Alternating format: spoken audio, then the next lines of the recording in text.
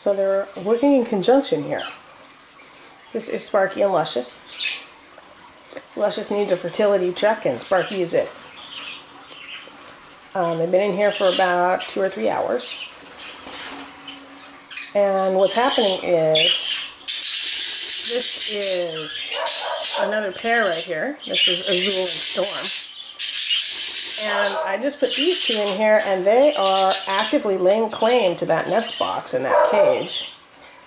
And letting Azul and Storm know that it's theirs.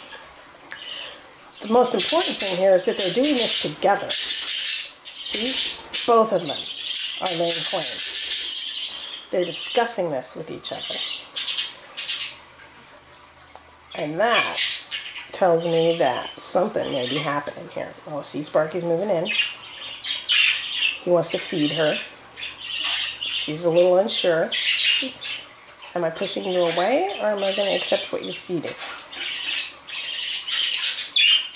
See, he's getting ready to cough something up for her, and she's getting ready to take it. And that is a couple. It's the dialogue, the dance that lets me know that Sparky's fertile and Luscious is willing. I had Hyacinth and Rocky in here, and no dialogue took place. Hyacinth moved into the box without him. She wouldn't let him near her. She drove him to the other side of the cage, and when he insisted on being near the box, she went to the other side of the cage. They didn't talk, they didn't claim together, they didn't do anything. So I am now convinced that Rocky is infertile. So this is Luscious's fertility check. She did lay a normal looking egg with Vistus, but one of the things that I've found is that a normal hen that gets paired with an infertile male, if you leave her in there long enough with a nest box and a man that breeds her, even if he's infertile, she will eventually form an egg, but she tends to get egg bound with it. And that's what happened to her. So I'm giving her a highly fertile male here, and hopefully we're going to end up with a whole bunch of beautiful little opaline chicks. Vistus is going to get paired to a different hen to see if we get a different response out of that, because he hasn't had his fertility check yet. But of the two of them, I would say if there's fault, it's Vistus. So while we're at it, look at our little babies here. That's our little double factor spangle with the yellow face. And that is her little sister. Okay, so I know the two little blue ones are both girls. I don't know what. I've been referring to the double factor spangle, which is the clear white with the yellow, as a girl, but I don't really know what it is, and I won't until it gets old enough for the beak to change. The interesting news is that the little one next to her, the little blue one, is significantly bigger than her sister that's a few days older than she is.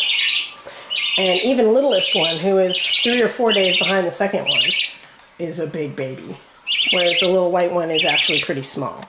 They don't necessarily stay that way, though. This is not really an indication of how big or small the chick will be. It's been my experience that they have growth spurts at different times, even though they came from the same parents. So these guys are doing great. As far as leaving mom and dad in there together, as long as there's no nest box, we don't have to worry about them getting distracted by breeding. But I also discovered something very interesting. I've always been reading and always been told that the father takes over parenting. And I found that if you take the mother out, the father certainly does that. But I found if you leave both the parents in there together, the mother does all the parenting. The father guards the territory. So they're dividing duties, but he's doing a duty that's completely unnecessary in a captive situation. He probably makes her feel supported. He still feeds her as though she were sitting on eggs or in a nest, but he almost never feeds the chicks. She feeds the chicks. He is the one that's here with the tight feathers and trembling wings and stuff, defending territory from Sparky, who just got put in here a few hours ago. So that's an interesting division of labor that I didn't really expect. When I left the two of them together in there, Mama raises the babies. Daddy does. He's guarding territory. He dotes on her. He feeds her, and then she turns around to feed the babies.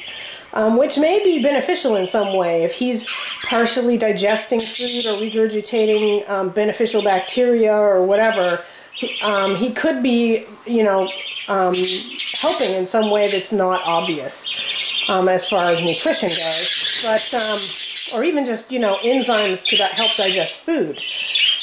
Could be any number of things, but he doesn't really feed the babies. He's feeding her. So, interesting. But that's how we're doing. Our little babies are doing great. They're at least a week off before they're ready to go outside because they're not flying yet. They're only just now climbing. So these two, though, I'm excited about this. Luscious is a stunning female, and Sparky is a stunning male. They're both opaline. The thing about Sparky is that he's also a Spangle, and when you mix the opaline mutation with the Spangle mutation, you do not have a showable bird, because it can't fit into either category and win, because each mutation messes up the other one. However, if I'm breeding him to a full-on opaline, at least half of his babies will not get the Spangle mutation. They'll be full-on opalines, and they'll be very showable chicks. She has wonderful feather. He has wonderful feather. They're both good-sized birds.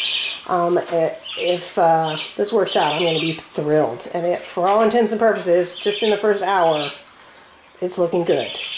They're working on creating a bond. They're already working together. See, she's halfway in between. I'm going to peck you for crowding me, and oh yeah, give me that to eat. See, when he shakes his head like that, he's bringing up food from his crop to feed her. And see how she stops trying to peck and starts accepting the food? He's winning her over. See, baby? Don't worry. I'll feed you when you're sitting on the eggs. I got this. Don't worry. He's working his way in. I appreciate the way male parakeets take care of business. Okay, that's it for the kitchen.